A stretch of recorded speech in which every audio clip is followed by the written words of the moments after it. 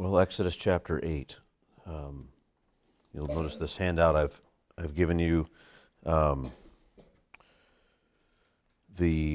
kind of has these different sections to it, but all in yellow, lightish yellow, and yellow, I guess, are these three plagues of misery, beginning with chapter 7, verse 25, all the way to the end of chapter 8. And that's what we're going to be considering today. These three plagues, they kind of fit together. We'll talk about this chart here in a little while. Not to talk about the chart, but to kind of aid in our understanding as we work through some of this. But I'd like to just begin reading in the chapter. We'll start actually, though, in chapter 7, the last verse of chapter 7, verse 25. So let's begin reading there.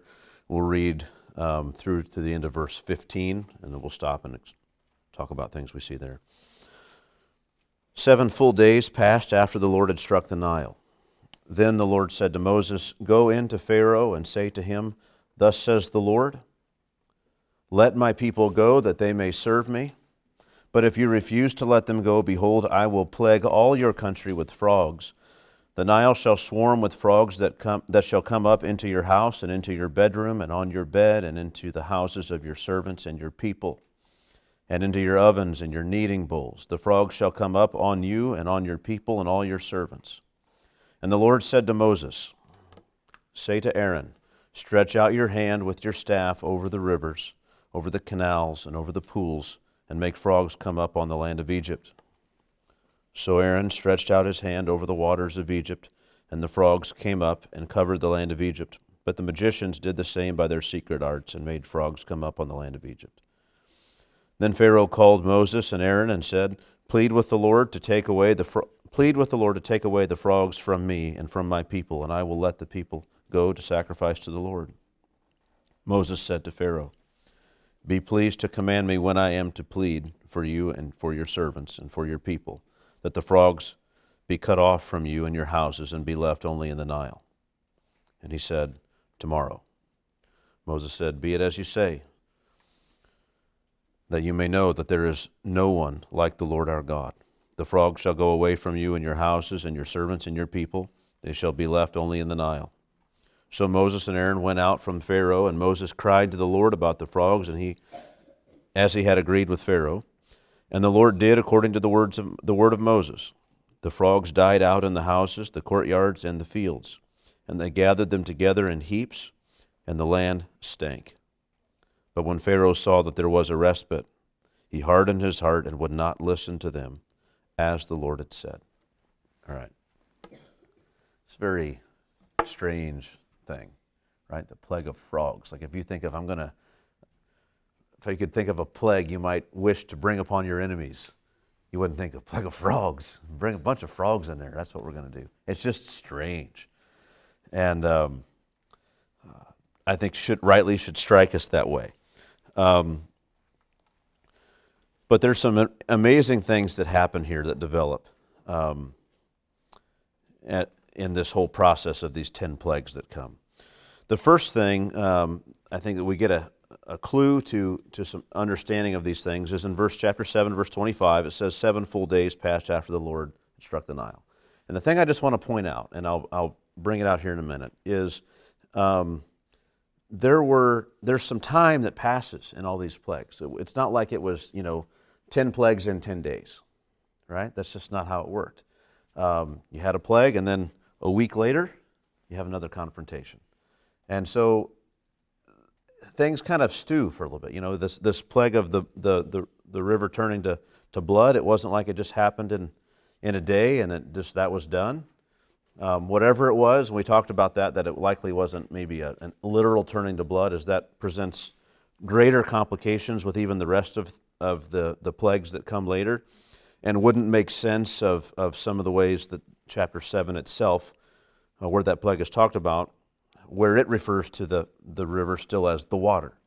And so it's likely that the water was turned to blood in the sense that it brought death and was a blood color, those kind of things, which there are reasons to believe that could have happened, and did happen.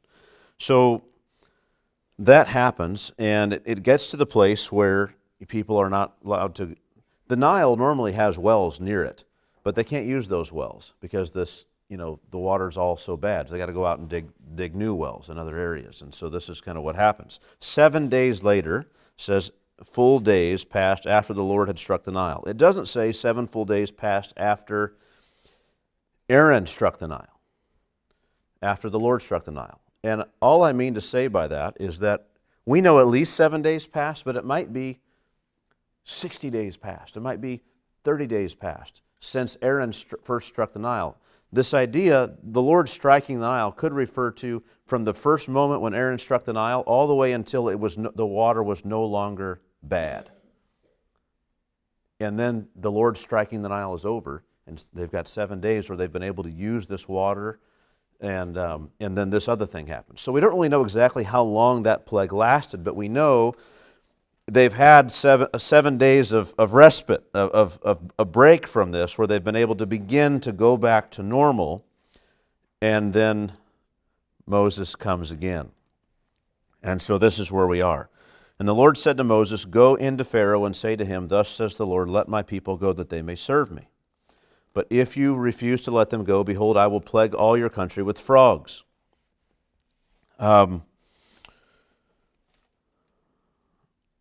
Actually, I've kind of got ahead of myself here. We can go on, but I'm going to stop and make a point. How long did these plagues last? We were talking about that, and I want to bring out some more things here. We have 7 full days are mentioned here. During the plague of hail, which is mentioned in chapter 9, verse 13, from there it mentions things like at that time the barley was ripening, flax was in bloom, but the wheat wasn't yet ripening yet. Back in Egypt, in that country, that would be like early February. Then later, when the locusts come, there are plants in the field and fruit on the trees. Well, that would be like another month or so later. And so just to understand, these things are happening over a course of months. And I just don't want you to think that it happened in a week and a half or whatever. It happened over a course of months and months. Most people that I see look at it and they say probably from August to April, when these 10 plagues were happening.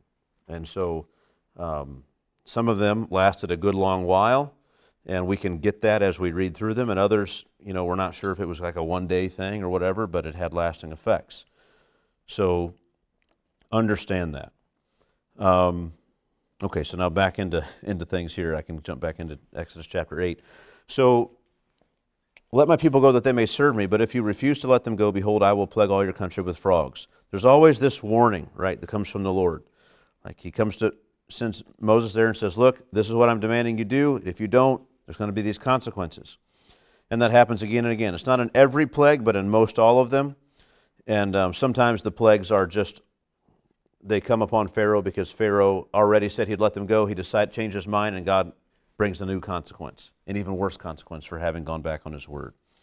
We'll see that kind of thing happen as well. So this thing of the frogs, and then it's followed by gnats, and then it's followed by flies. This sort of thing has led a lot of people to think that these plagues were a very natural thing. You have the water go bad, the frogs leave the water because it's not bad, it's not good for them, and they find themselves, instead of living along the river, they're up in everyone's homes and things, and it's a problem. Then when they die, what happens? Well, then you get these gnats and mosquitoes and lice, and our English translations are unsure how to take it because this word is only used here. So we're just trying to figure out what insect this would be. Some say mosquitoes, some gnats, some flies. But you have this plague, and certainly it seems very natural that those insects would increase in such a situation where you had piles of dead animals and frogs lying around, and still had stagnant water all over the place. Like, it just seems like that would happen. And then the flies come on top of that, and it just seems like a very natural progression. And then the livestock die. Well, of course, there's all this disease and things, and it's very easy to be explained. And I want to dismiss that, but I don't want to dismiss it out of hand, because there's something important for us to understand about this. And while these plagues aren't completely natural in cause, let me ask a couple questions just as you think about it. When you think about the hail coming down upon Egypt, do you imagine there to be clouds in the sky at the time, or is it just out of nowhere? I think we just tend to think, well, from the clouds, like these storms that came in, naturally, that's how it would happen. Did the frogs flee the foul waters? Probably.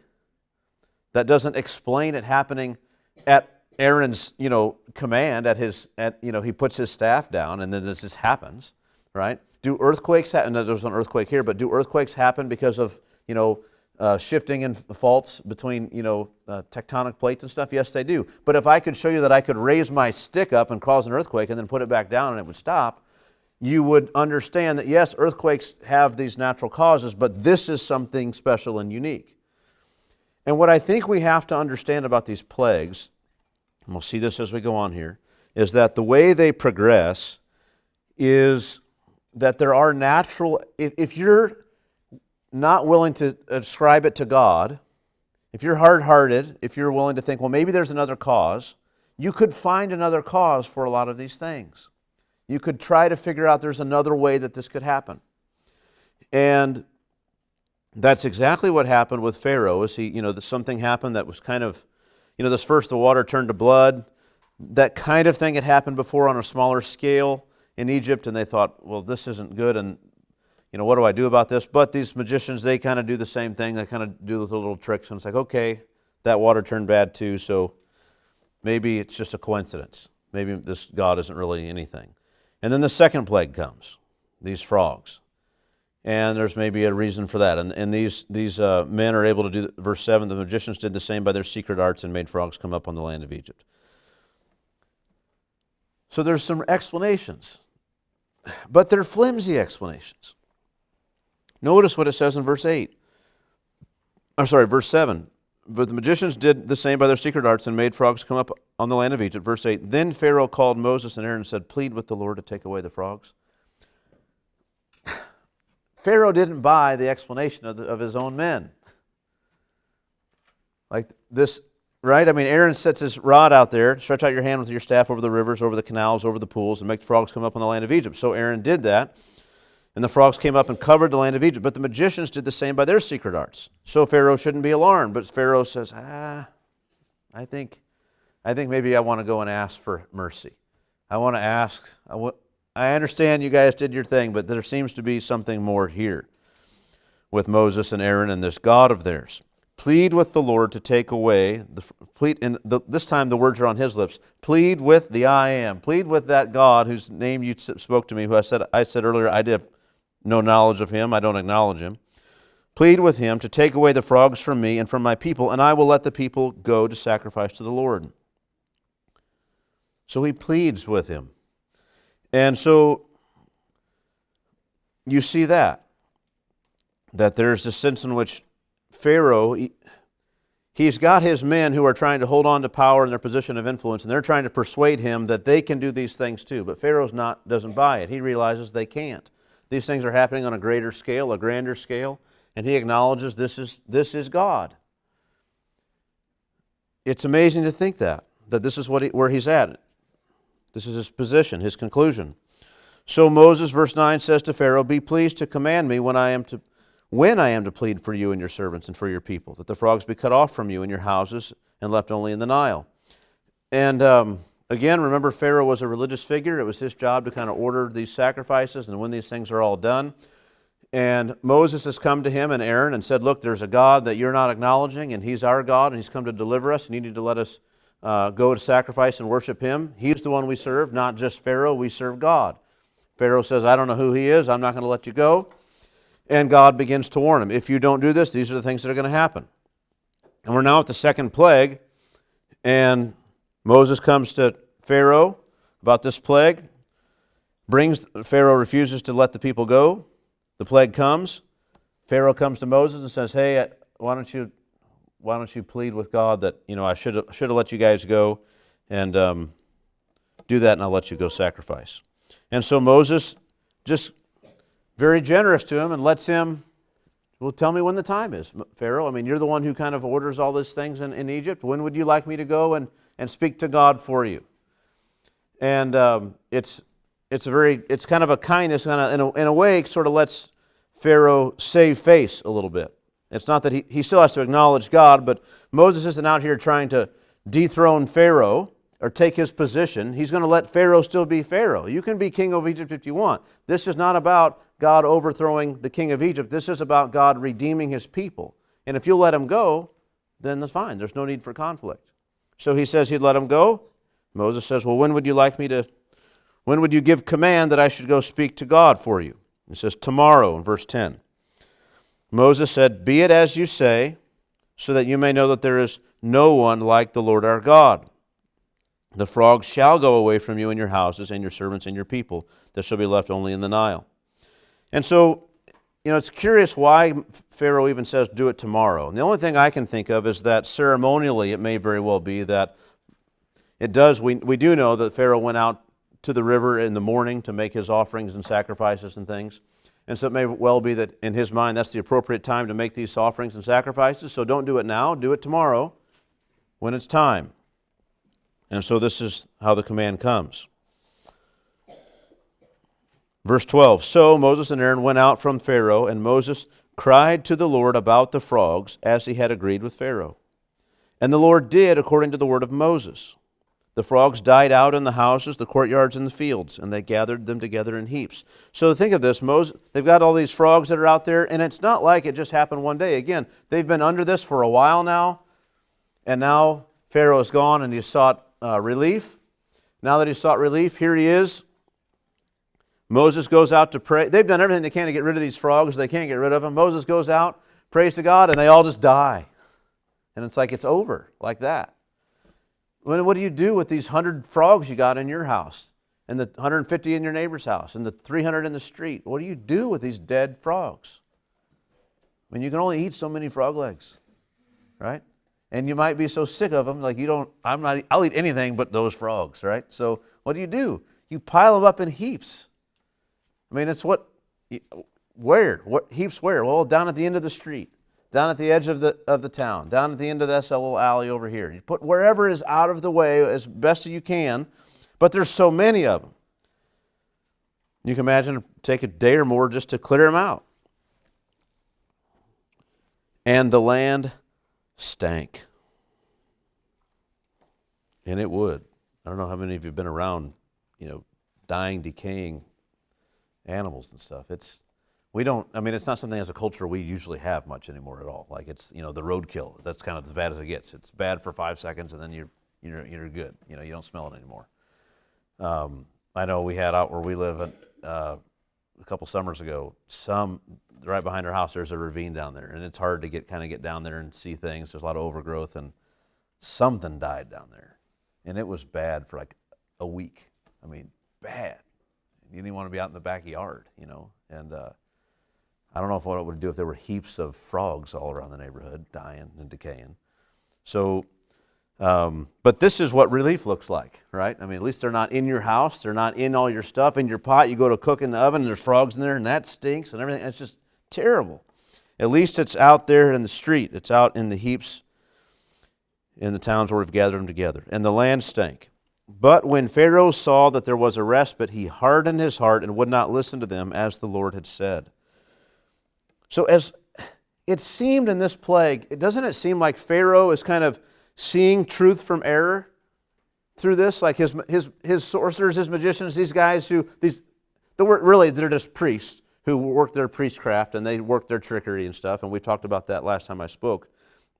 Some of the things they would do, speaking from hollowed out, carved idols to pretend that they were the voice of these gods. And we know that, like archaeologically, we know that's what they did. It's amazing. But so they do their things by their priestcraft, and he sees through it. He's like, it has to do with this God. And he's dealing with the true God. And he sought the true God, and he repented. At least he gave the evidence, or the appearance of repentance. Plead with the Lord to take away the frogs from me and from my people, and I will let the people go and sacrifice to the Lord. But, verse 15, but when Pharaoh saw that there was a respite, he hardened his heart. You would have thought that now that it worked, he would honor his end of the bargain, but he didn't. He hardened his heart and would not listen to them as the Lord had said. The explanation to this is one, he hardened his heart, but God said this would happen. God said that God was going to harden his heart so that he wouldn't listen. And that's what happened. Pharaoh hardened his heart, and they would not listen to them, just as God had said.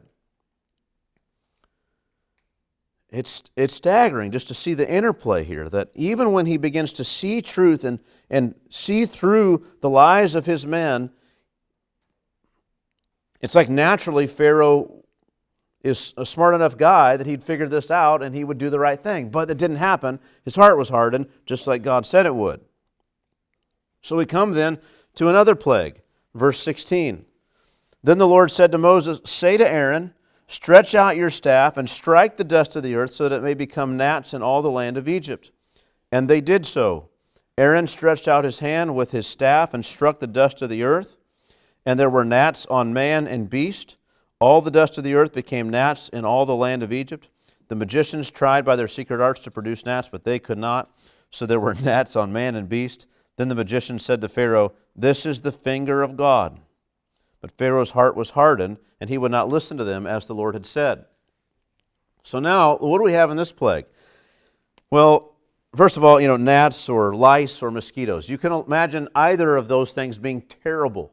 Like if you've been out and around when you've got gnats everywhere, they're just pests. Right? Get off. They don't really harm you necessarily or whatever, but they're terrible. But imagine if it was lice, which is what a lot of the old translators and commentators took it as. If it was lice and lice just got in the whole countryside, this would be awful.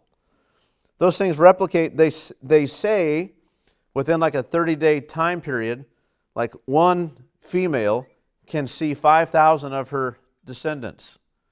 Like, what in the world? This is what we're talking about. And these things can multiply like crazy. And this was a miraculous multiplication even of them.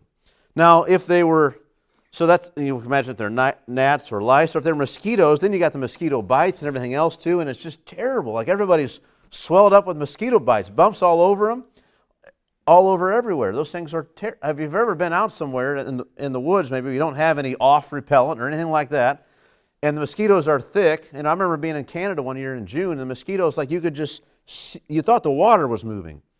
It was the mosquitoes. It was terrible. I'm like, we're going to go out here and fish this week, and this is awful. You get on the boat, and you got, candles that keep the mosquitoes away, but just forget it. Like, they're just biting like crazy. It's just miserable, So, this is what we mean, like mosquitoes everywhere. Egypt has this. They have mosquitoes and gnats that come in there, periodically from time to time, not every year, but yearly. They come in every year, but certain years, they're way worse than others. And you can imagine, you have all this stuff with the water and the frogs and everything else, that this could be terrible. It'd be just awful. And so, it seems like it's something like that. It naturally falls on the heels of these other plagues, but was even worse because of what happened. Now,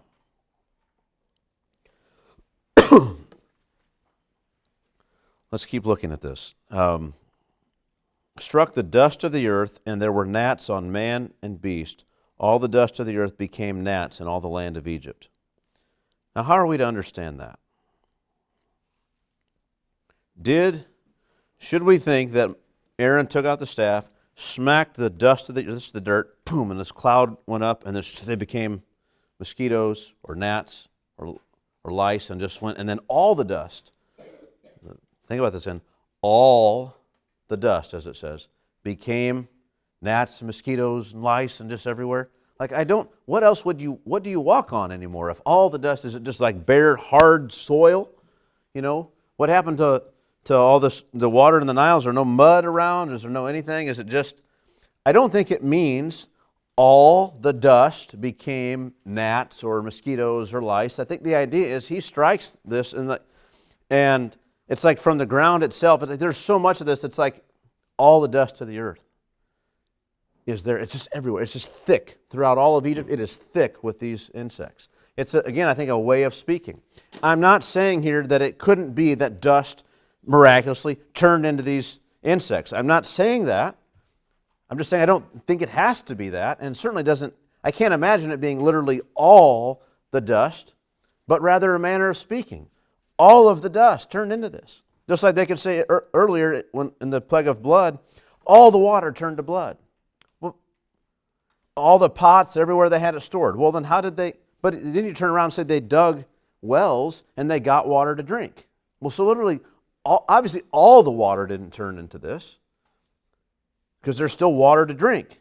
They grew weary of drinking water the way they had to get it, but they had to get drinking water that way because all the water was turned to blood, except for this water. So I think it's a way of talking, right? It's just telling us these things were everywhere, thicker than you've ever seen them, worse than you could imagine.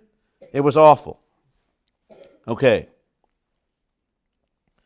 So that happens. And look at verse 18. The magicians tried by their secret arts to produce gnats, but they could not. Now, I like just comparing this. It's rather humorous to me, at least. Bear with me. Hopefully you'll find it humorous as well. But early on, before the first plague, there was this warning that was given where Moses and Aaron went in to Pharaoh in his court, and he turned his staff into a snake, right? Or God did that. And then these priests then, what did they do? They turned their staffs into snake. And we talked about, like, it seems like from their own writings that it was likely a thing of snake charming or something they did with the snake where they could get the snake for a period of a few minutes or whatever to just be stiff as a board, and then it'd come out of whatever it was in and begin doing snake things again, right? And so, like, they're kind of snake charmers. And you can imagine, like, have you ever heard of a mosquito charmer? Like, you just can't do it. Like, it's like, this guy, he makes the gnats do it's not going to happen.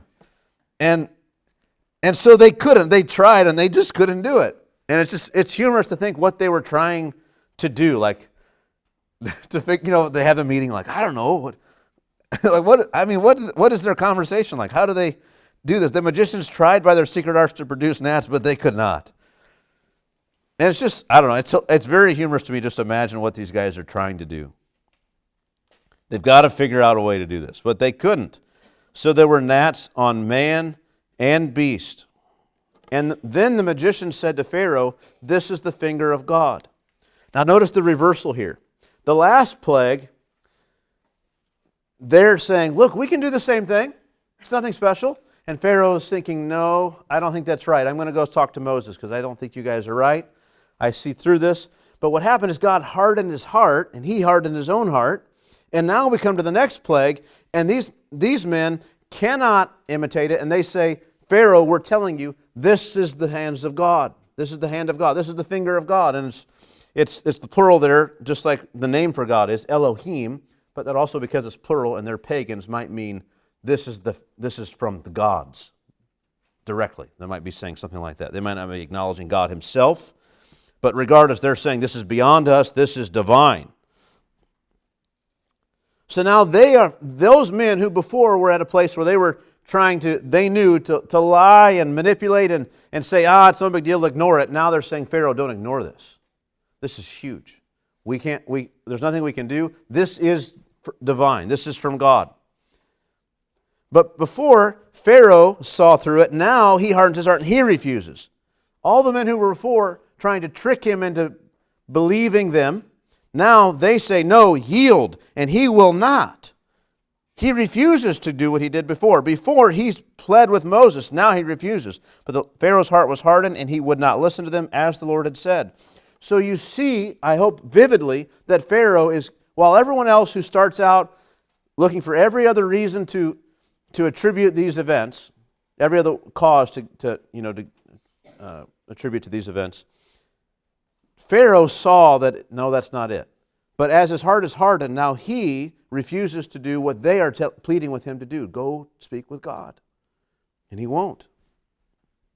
Because his heart is hard. God raised him up for this purpose. God said, I'm going to harden his heart, that he's not going to listen, that these judgments are going to come.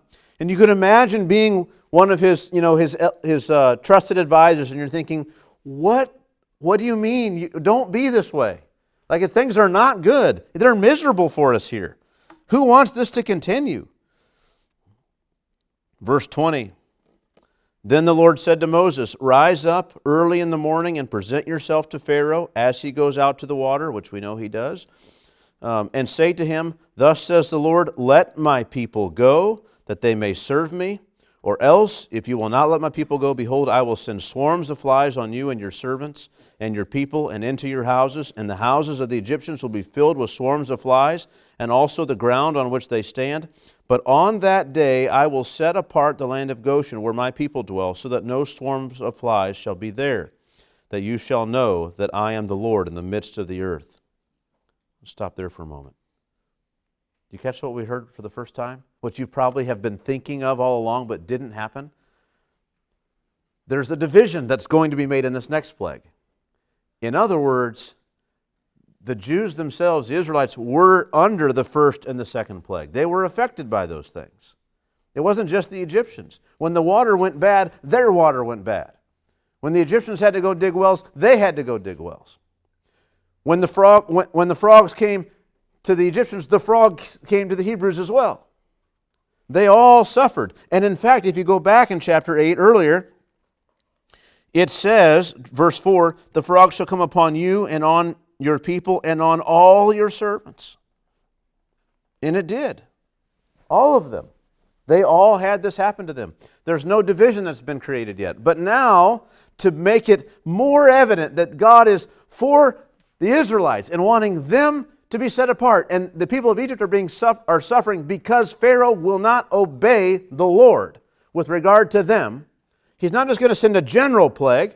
It's going to be a plague specific to the people of of Egypt only. This thing of flies. What a thing. Verse 23, thus I will put a division between my people and your people. Tomorrow this sign will happen. I will put a division. Anyone have I know if you have the ESV, you have a footnote, but does anyone have something different in their Bible for that phrase, I will put a division? I will put a division. Anyone? Okay, so the ESV has the footnote here, and it says, in the Septuagint, which is the Greek translation of the Old Testament, and in the Vulgate, which is the Latin, say this, but in the Hebrew, I will set redemption between you and them. I will set redemption. My point in this is, the point is this. In the Hebrew it says, I will set redemption between my people and your people. Most Bible translators, all the way back from whenever we had these early translations, understood that word, I will set this redemption, to be rather setting a division between you. I'm going to make a distinction. My point is, the word used to illustrate that division is redemption, which is the very thing that God said He came to do, to redeem His people out of this. And so what I want us to do, I want us to understand the idea of causing a division between the people of Israel and the people of Egypt, but that the division is rooted in His desire to redeem and is treating them even now as those He's beginning to spare from the plagues of Egypt and to keep His people separate and treat them not just as a different people, but as a special people unto Him. Does that make sense? So even now, the reason they're being spared is not because they're not the guilty party, though they're not. They're being spared because they're His special people. They're His favorite ones, right? They're the ones He's wanting to be with Him, and so He's sparing them. It is, in a sense, a redemption, even though the redemption is they're not yet out of Egypt, but He's beginning to spare them of the misery that Egypt is going to suffer because of their wickedness.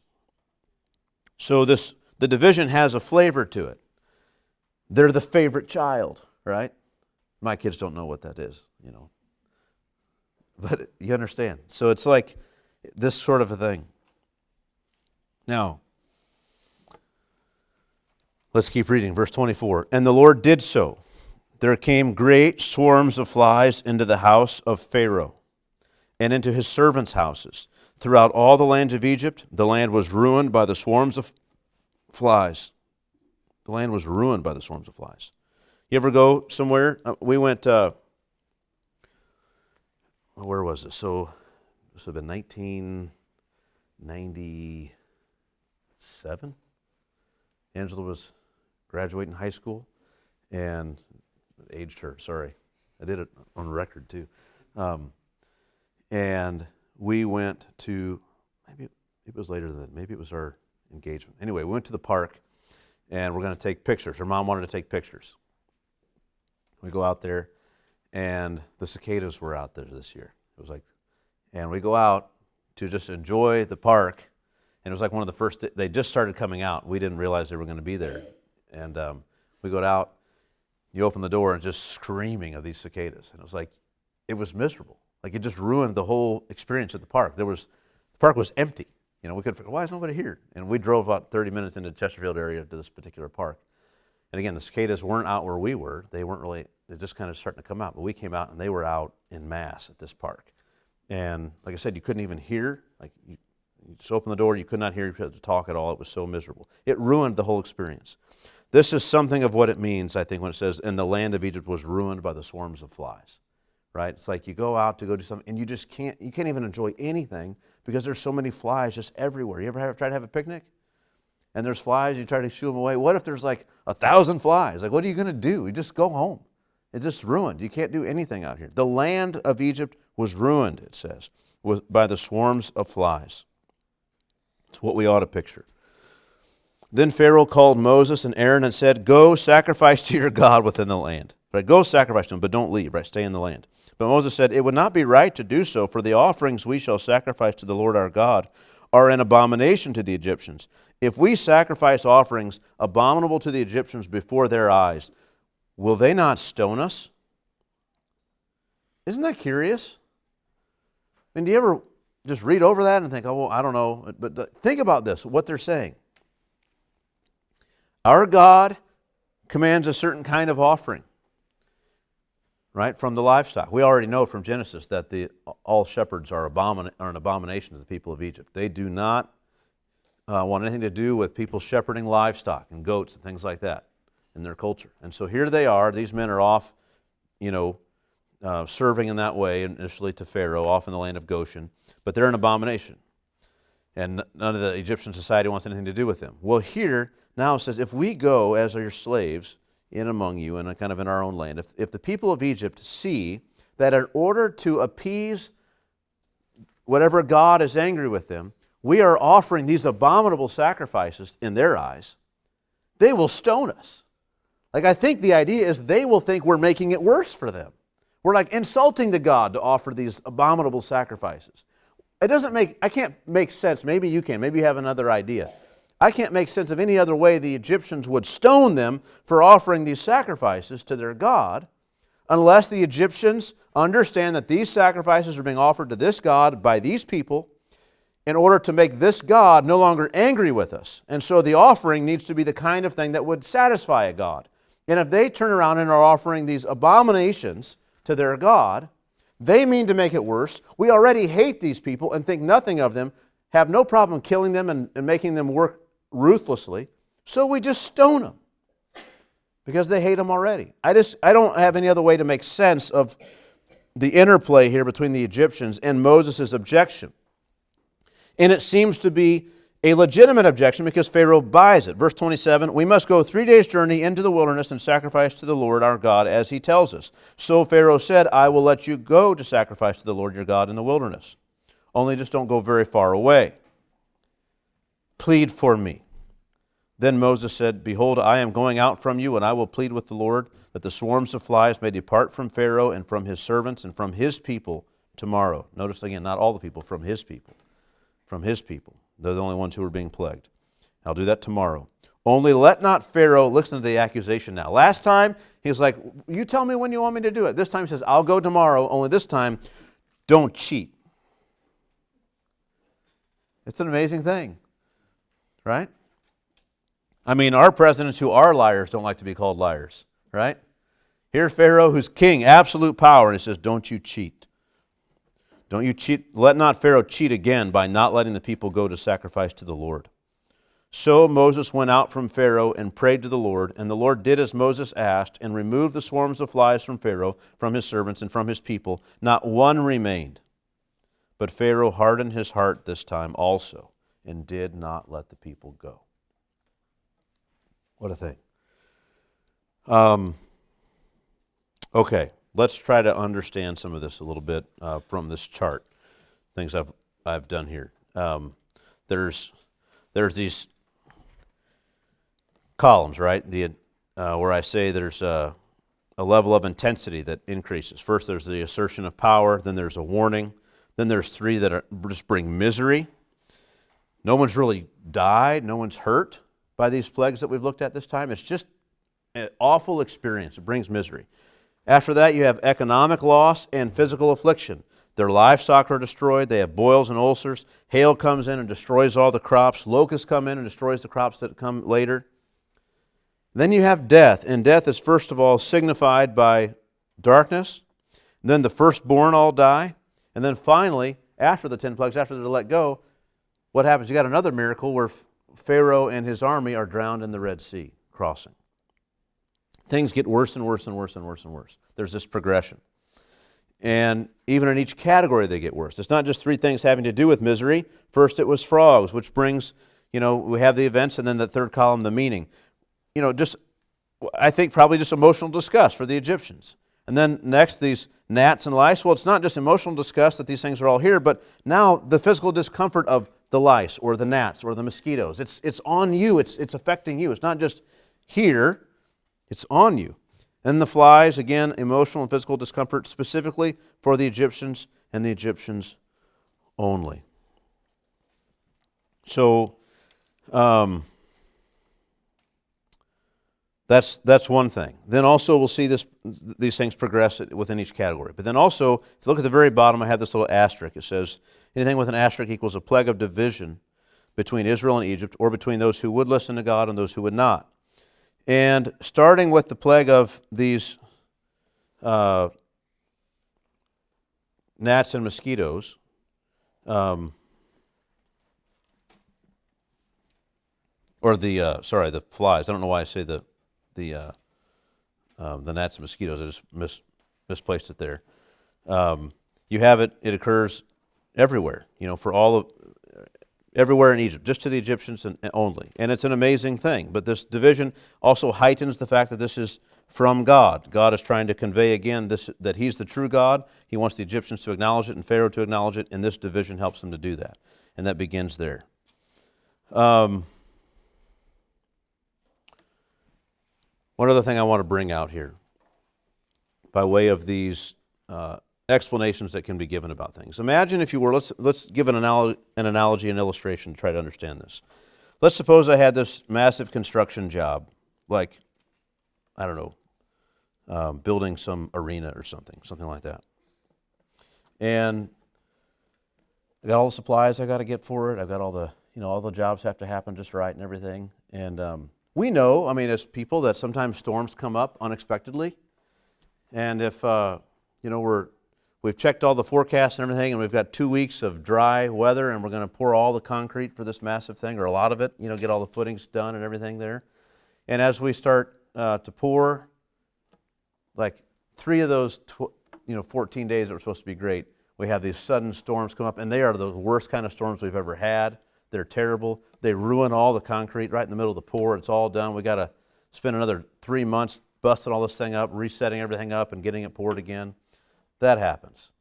Then we got to get steel for all this stuff. Well, typically you're no problem getting these things done. We bought these well in advance, but there's these storms on the ocean, and the steel from China or wherever was delayed, and we couldn't get it in. It was 3 months late, and now we're late again. And then it gets here, and the storms that were out there actually, it doesn't usually happen, but some of that stuff had rusted, and we can't use it. We got to order more. Or we're delayed another how many months? And then the workers, the union goes on strike, right? And then we've got, it's just like one thing after another goes wrong. You could sit there and just say, oh man, it's just so unlucky. But at some point, if there's someone telling you, because of this particular thing you're not doing, God's not going to allow this thing to succeed. At what point do you go on and say, I think it is God's hand. I think God is against me here. Like, you could figure out a way to say, it's just a coincidence. There's some, I think it just happened this way. I think, remember in our writings, we had, in our history books, there was something about something like this happened one time. I think it's just something like that happened again. How many once in 1,000-year floods or storms have to happen in a row before you realize this is the hand of God? Well, not a lot for not a lot for Pharaoh. He saw it at plague 2, but then he hardened his heart. Not a lot for these priests of his. They saw it at plague 3. But their hearts were hard, and they just refused to obey. Or his heart was hard, he refused to obey. And so he just goes on. And so these things that, may seem like there's an explanation for them. I have no problem with people who say, this came from this, or this came from that, and this plague led to the other plague. Yes, in some way. But ultimately it was because God was in this thing, making it happen. And so you get to the place, at least by the accumulation of all these things as they keep piling on, where you cannot deny it anymore. We know as readers it was God from the beginning. But if you were just an Egyptian living in Egypt and these things began happening, would you just say, oh, it was God? Like, you probably would say, I don't know, I've never heard of something like this before. And then your neighbor says, oh yeah, my uncle, he's there in the archives and he was telling us about this time, 60 years ago where such and such happened. Oh, okay, well, that's no good. And then you hear these Hebrew slaves saying, oh, it's our God coming to get us out. You're like, what are you talking about? You guys are nothing. You've been here for 400 years. You're not going to get out now. You're God. Oh, we're really scared. And then another thing happens, and you're like, oh, and it just kind of goes on and gets worse and worse. And eventually you yourself have to acknowledge that this is, in fact, that the God they serve is a real God. And so I think that's the way these plagues work. Each one, yes, is from God. Yes, we know it as readers. This is something God did. But if you were there to see it, you might not immediately think, oh, this is the hand of God. You would wonder what else is going on. And you'd just bemoan your bad luck, right? And the way things are going. But as things get worse and worse, you cannot deny it. So that's what I mean by the progression of all these categories of plague and everything, what happens there. That'll become more evident as we go on. So, by way of application, what do we say? Well, I think one thing is just to acknowledge even hard-hearted people, even lost people, are very capable of distinguishing at times when God is active. Like it happens. Like we all know it. Like some disaster strikes, and people who have nothing to do with God, never talk about God, all of a sudden start saying, "Oh, it's the judgment of God." And you just think, why are you saying that? Like you don't seem to care about God at all. He doesn't factor into your thinking and your way of life and your manner of conduct and speech ever. But suddenly now he does. And that's what I think about these priests and these magicians. They begin to say, this is the finger of God. This is real. And they respond in that way. Other people, it's not that way at all. They can have all the evidence in the world. Pharaoh himself was convinced, but now he's not convinced. Is it because there's less evidence? No, there's more evidence. But his heart is hard. He's hardened his heart against God. And this is the way it is. Some people, right? You go and you speak to them about the Lord, and they can say, well, I object because of this. And you meet that objection and persuade them, and they say, well, but now I object because of this. Well, now I have this objection. Now I have this reason not to believe. And this is the way it is with the atheist, right? It's a continually moving target. It doesn't matter. I mean, it's not that you don't try to meet the objection. We want to show them that argument you give is false. It doesn't hold water. You shouldn't believe it. But then that's not ultimately the problem. The reason they're not believing in God is not because they're not intellectually persuaded. It's not because they don't have lack of evidence, it's because they don't want to look at the evidence. And so when they have this part that they think, you don't have any evidence here, see? And you show them evidence, they just still, like every other aspect of life, they don't want to look at that evidence for God, and they will find something else. And this is the way it works. And so here's Pharaoh. Like he does not want to submit to God. He knows that this God is real and this God has power. He's seen that in the second plague, but it doesn't matter. He hardened his heart. He wouldn't listen. People are this way, beloved. This is a category of people in the world, hardened against God. But for the believer, right, we want to look at these things and we want to see the hand of God in everything. Right? It's not because God's, we don't have an answer for things, so we just say, oh, God did it. But rather, it's that we know that nothing happens under the sun apart from God's doing. And so whether he uses means, like maybe the frogs, maybe the water was bad, it was the means by which the frogs came. I don't know. Whether he uses means or he does it directly, it really doesn't matter. Ultimately, we give God the credit for these things. Right? We thank God. Why do we thank God for the food that I bought at the store that someone else made and all this stuff? Because God was at work in all of that.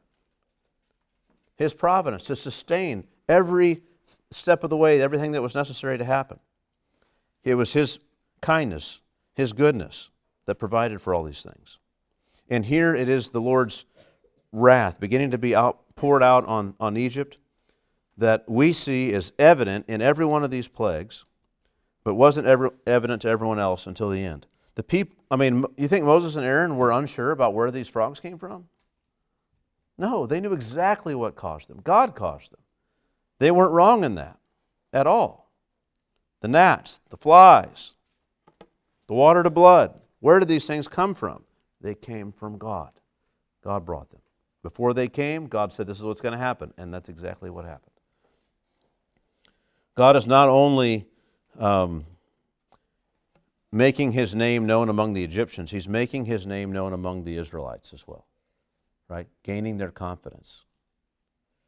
These people are going to need this confidence if they're ever going to be willing to leave the land of Egypt. As bad as it is, they're slaves, they're broke down, they are not the kind of people to rise up in rebellion. We saw that already. Moses tried to lead a rebellion and they wanted nothing to do with it. Didn't matter how bad life was. They didn't have the heart to leave. They were so broke down. Pharaoh had succeeded in that, right? Because they were growing in number so much, they said, look, we're going to treat them bad so that they don't want to leave. And they were such a broken people. And God is building their confidence as well, plague by plague. Imagine how encouraging it would have been for them to see that they weren't affected by the flies. I mean, it's like, wait a minute. Maybe God is going to do something through Moses. Maybe we are going to be redeemed. What a wonderful, encouraging truth and thing to observe for them.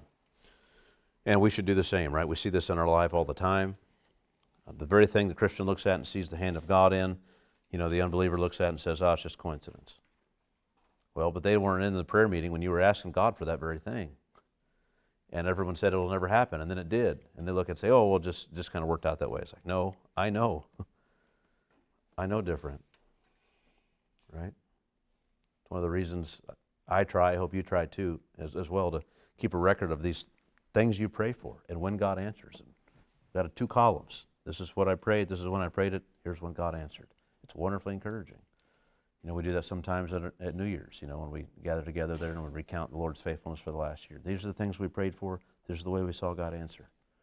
Let's keep seeking Him for these other things. Well, it's very much that way for the people of Egypt or of Israel right now, right? They're not quite halfway through deliverance. Plague 4 is done. God's just beginning to start to make a distinction. What will come? We'll look at these next few plagues in the weeks ahead. Sort of a mess today, a number of things I felt like I needed to do and set out there so we can understand how all these plagues work. But hopefully something said here has been helpful to you. Any questions or comments on anything?